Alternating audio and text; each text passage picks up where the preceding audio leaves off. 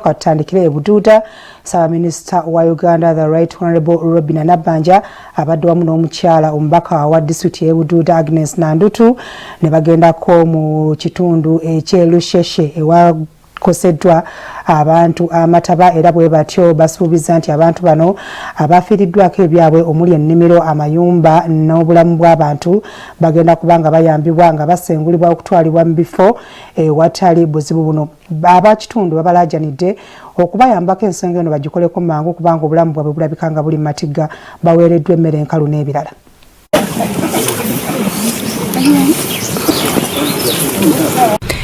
Minister wa Uganda Right Honorable Robinah Nabbanja wamu ne baminisita abalala okubadde omubaka owa Bududa Agnes Nandutu bakyaliddeko ekifo awakosebwa okubumbuluka kw'ettaka mu bitundu eby'e Bududa mu ggombolola y'e Luseshe.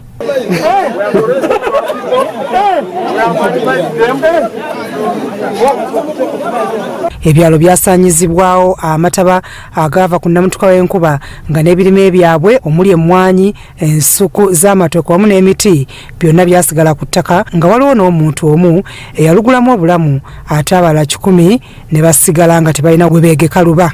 Nga batuuse mu kitundu ekyakosebwa omubaka Agnes Nandutu ategeezezza nti President Museveni yabasindikidde Ssaabaminisita okuzuula ekituufu mu bantu abaakosebwa.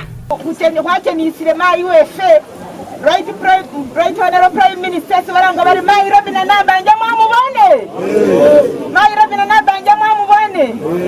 Kale singurule sino wamurerera President umwene wamurumane eta atibonoho abane shehu hola.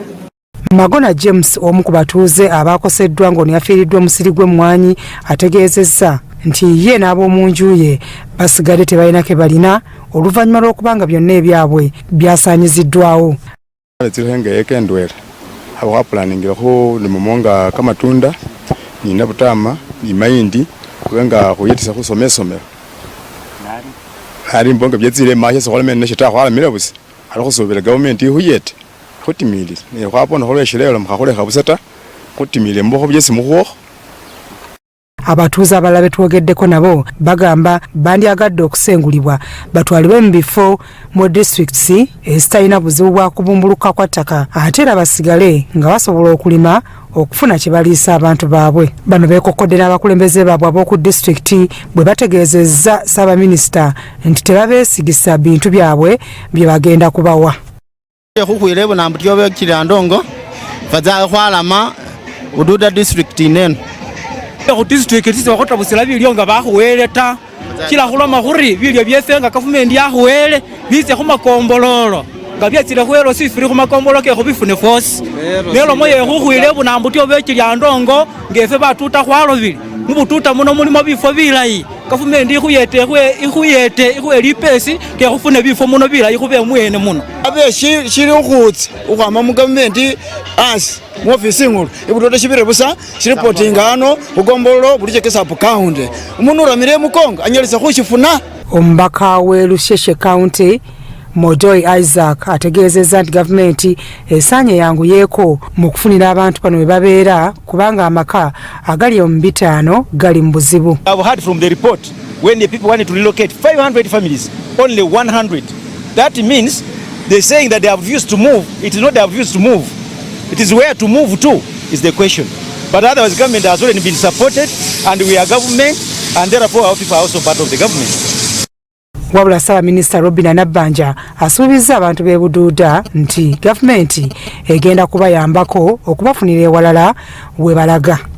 Ebizibu byammwe abimanyi era y'ensonga ffenna atutumye tuzze wano okulaba nga tuteekateeka okulaba nga ekizibu kino kigwerawo ddala mulundi gumu.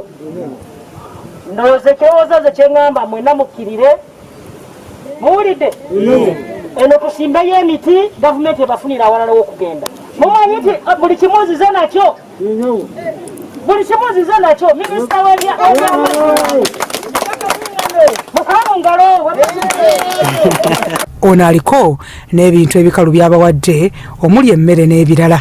Gambye obuwunga babawadde emitwalo 2 naye buno butono nnyo tebusobola kumala bantu abali mu kubundabunda nga Prime Minister ndagidde oyongereyo emitwalo emirala 2 egy'obuwunga. obongere n'ekiro endala omutwalo gumu ogw'ebijanjaalo. Byamakumbi Emmanuel, Crossroad TV.